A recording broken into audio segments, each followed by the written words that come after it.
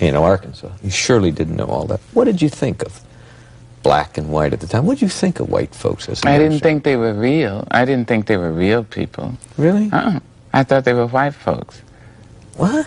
I thought they were white folks. Well, I mean, what do you mean? You didn't think they're real? You don't think they had arms and legs? Oh, no, they had arms and legs, but they didn't have innards like other people. I thought if you put your hand on a white person, it would go right through. No. I promise you. They were white folks. We were people. You were that distant from them? I mean, absolutely. Well, I mean, you live scarcely 300 yards apart in some respects. Oh, and my grandmother owned the land most of them lived on. Is there the slightest possibility? The white folks, myself, can truly understand the black experience? Oh, I think to the degree that it's necessary to understand. Well, you once said that black folks should play white folks in plays and what, because you've been studying white folks for hundreds of years. Yes. But that the white folks don't understand, Very seldom have had to. You see, it's like the Cockneys in Britain, in England in particular. The aristocrats and the upper class and the upper middle class controlled so much of life that the Cockney developed a way of watching that person and can imitate him to a fine degree. One has only to see the current, look at Finney or some of the current English actors who can imitate the upper class and upper middle class to a degree so finely honed that they can put it over.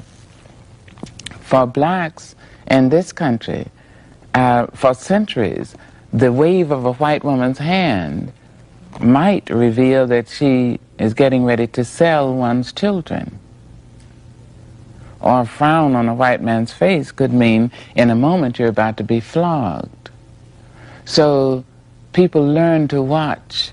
There's a poem about facing always with a grin. Oh, when I think about myself. Is that the story of the blacks? The face that... Well, people had to learn to laugh when they weren't tickled and to scratch when they didn't itch.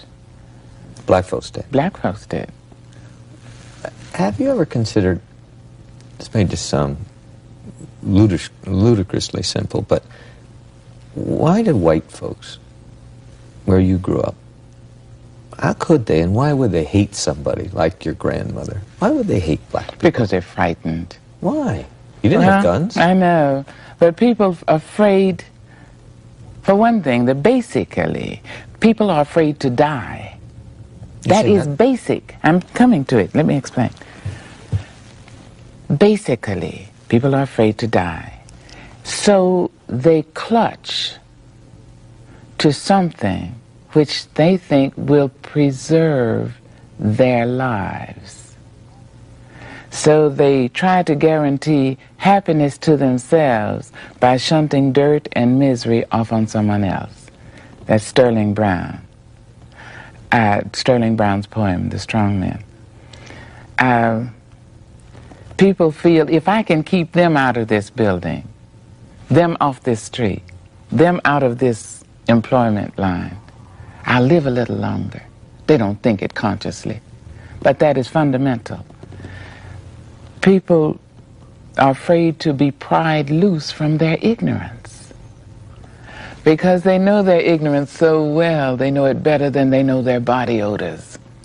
And if you say, come on, give up your ignorance, they get into that terrible position, terrifying position which Shakespeare talks about at the end of the soliloquy, Hamlet's soliloquy. They'd rather bear the ills they have than fly to others that they know not of. Thus conscience doth make cowards of us all. So they are cowardly.